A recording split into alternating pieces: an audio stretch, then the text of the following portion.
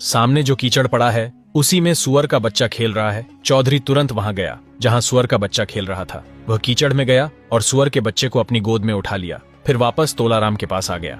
चौधरी ने कहा, मुझे इस बच्चे से जरा सी बात पूछनी है। अगर आपकी इजाजत हो तो 2 मिनट के लिए मुझे एक कमरा चाहिए जहां मैं इसे ले जाकर बात कर सकूं। तोलाराम यह सुनकर सोच में पड़ गया। ये कैसी बात पूछना चाहता है? कहीं चौधरी पागल तो नहीं हो गया? लेकिन फिर उसने सोचा, चलो पूछने दो, हमारा क्या जाता है। फिर तोलाराम ने कहा, ठीक है, अंदर एक कमरा है, तुम और यह सुअर का बच्चा अंदर जाकर बात कर लो। तभी चौधरी सुअर के बच्चे को गोद में लेकर कमरे के अंदर चला गया और अंदर पहुंचते ही दरवाजा बंद कर दिया। फिर उसने सुअर के बच्चे को कहा, सुनो, मुझे राजा के पुत्र ने भेजा है, मेरी बात का जवाब दो। तब सुअर के बच्चे ने कहा, बोलो चौधरी, तुम्हारा क्या सवाल है? चौधरी ने पूछा, मेरे घर पर 20 सालों से एक ब्राह्मण आता है, मैं उसे रोज 2 रोटी का आटा देता हूँ। अगर मैं उसे आटा देता हूँ तो मुझे क्या पुण्य मिलेगा, और अगर मैं देना बंद कर दूं तो मुझे क्या पाप लगेगा?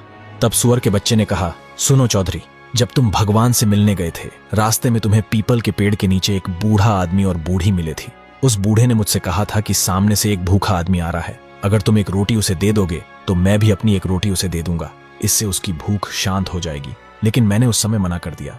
मैंने कहा कि मेरे पास तो सिर्फ 2 रोटियां हैं, इन्हीं से मेरी भूख मिटती है, मैं किसी को नहीं दे सकती। उसी समय तुम वहां पहुंच गए और उस बूढ़े ने अपनी दोनों रोटियां तुम्हें दे दी थी। खुद भूखा रह गया था। यही उसका फल है। उसे राजा के घर में पुत्र रूप में जन्म मिला है और मुझे इस सुअर के बच्चे के रूप में जन्म मिला है। अब समझ गए अपने सवाल का जवाब?